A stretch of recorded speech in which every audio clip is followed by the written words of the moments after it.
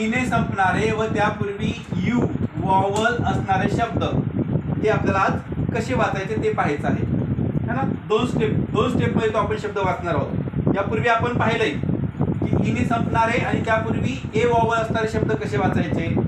ईने संपणारे त्यापूर्वी I vowel असणारे शब्द कसे वाचायचे. ईने संपणारे व त्यापूर्वी ओ वॉवल असणारे शब्द कसे वाचायचे हे पाहिलेलं आहे. तसंच आज काय करायचं आपल्याला, ईने संपणारे व त्यापूर्वी यू वॉवल असणारे शब्द है ना. जनरली यूचा फर्स्ट साऊंड काय आहे, अ आहे.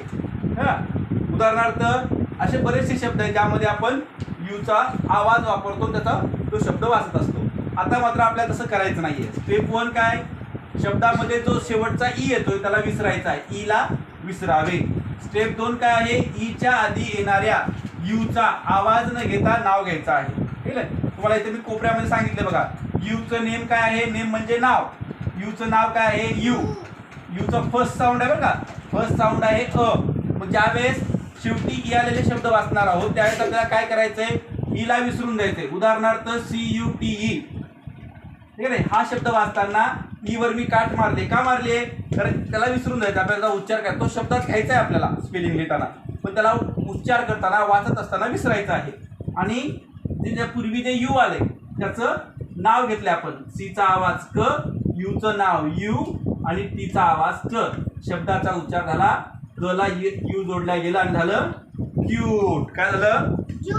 नावामध्ये आणि आवाजामध्ये काय फरक असतो, तर इंग्रजीमध्ये प्रत्येक अक्षराला एक स्वतंत्र नाव असतं आणि त्याचा आवाज वेगळा असतो.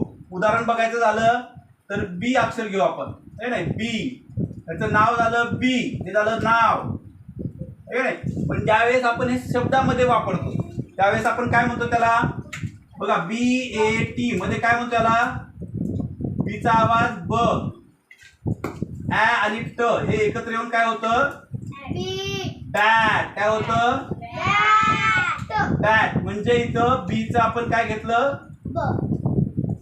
ब. ठीक आहे नाही. हा झाला आवाज.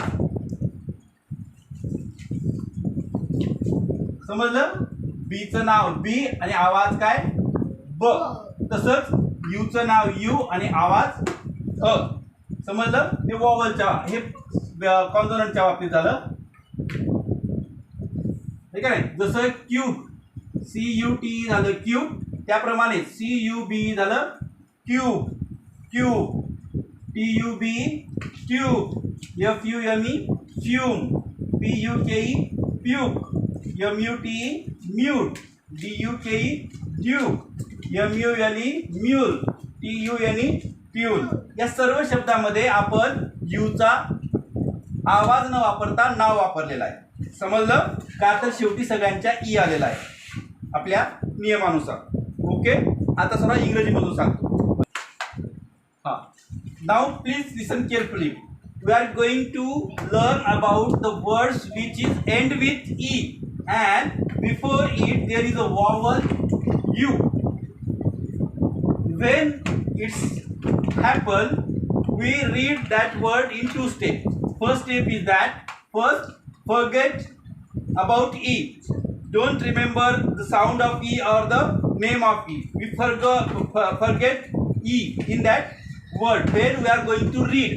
When we are going to write the spelling of that words, write there E. But when we are pronounce it, when we are going to read it, forget to E.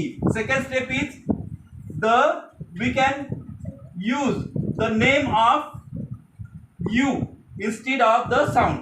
Okay. We are use the name of vowel or U instead of sound. For example, QCUTE. In this word, we use the name of U. See, the sound of C is G, and the name of U is U, and the sound of T is T. Look at here.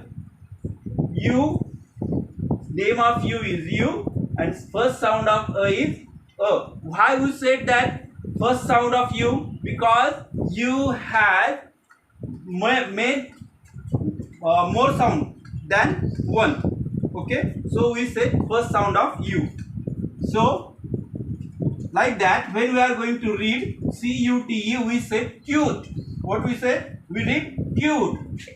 C-U-B we pronounce as cube. T-U-B, tube. F-U-M-E, fume. P-U-K-E, puke. M-U-T-E, mute. D-U-K-E, duke. M-U-L-E, mule. T-U-N-E, tune. You understand? Yes.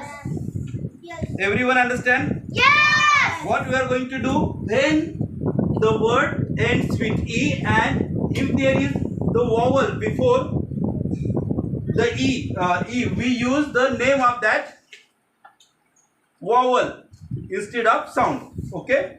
Write down it in your notebook. When